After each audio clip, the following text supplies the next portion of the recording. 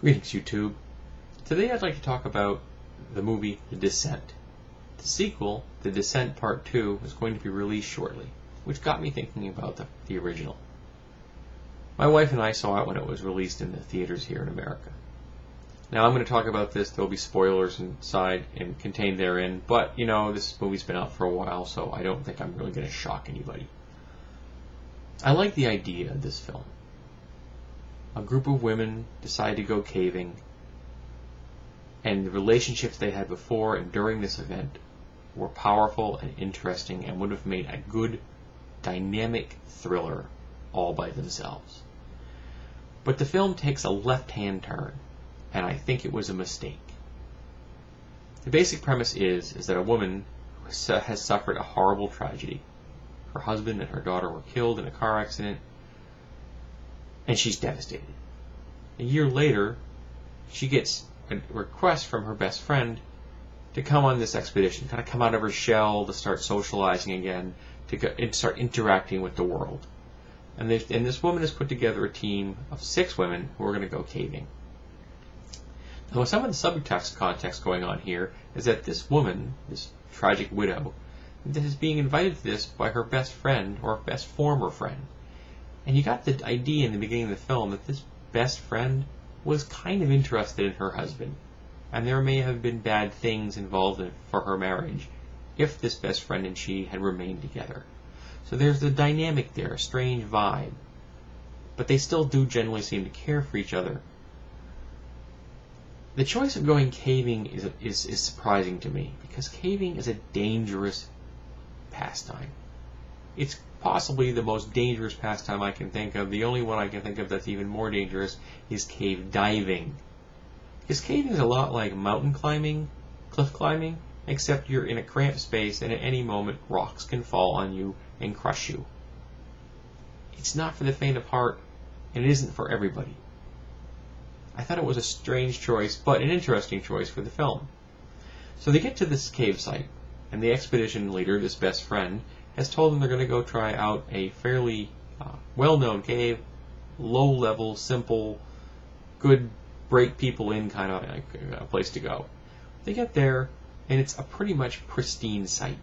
There's no cars, there's no garbage, no graffiti, there's no signs that people have been using this cave for years and years and years, all the time. And in North Carolina, you would have been having people here year-round.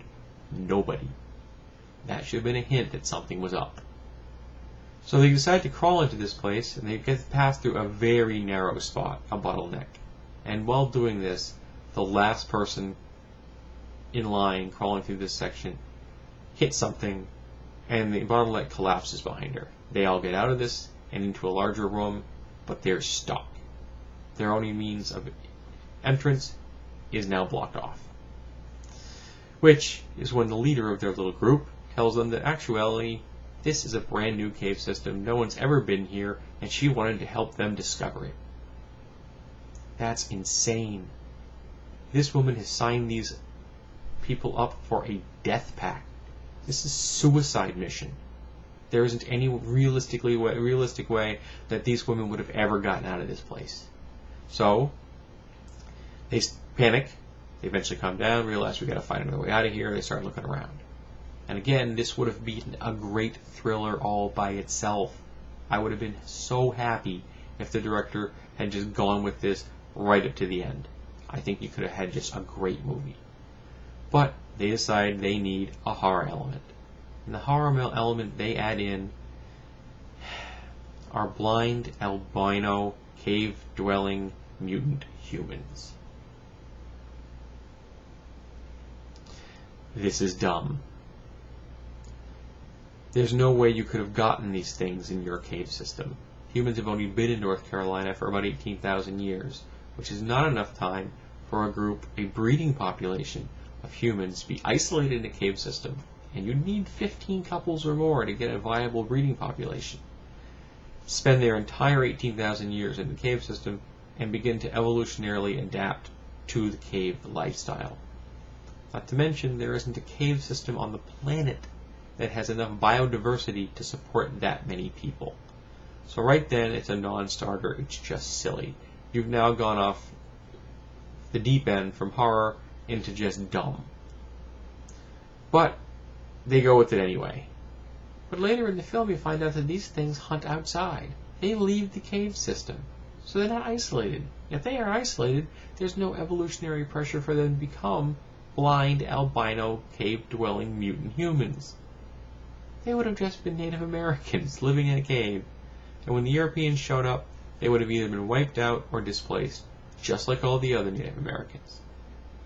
So, this film is just full of silly, foolish, and illogical things.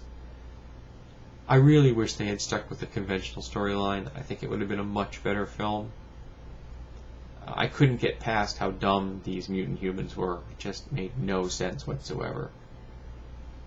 But this is what the director and the producer wanted. It's what they got. If you like a little horror thrown into your thrillers, then this movie may be for you. But I was disappointed because I thought they had a great idea going on with the straight storyline, and I don't know why they didn't finish with it. So mixed review on this one. Some things are good about it. The acting, I really bought this female team and the dynamics involved in there. The good things, the bad things. I thought it was good, but the whole mutant cave-dwelling albino human thing was just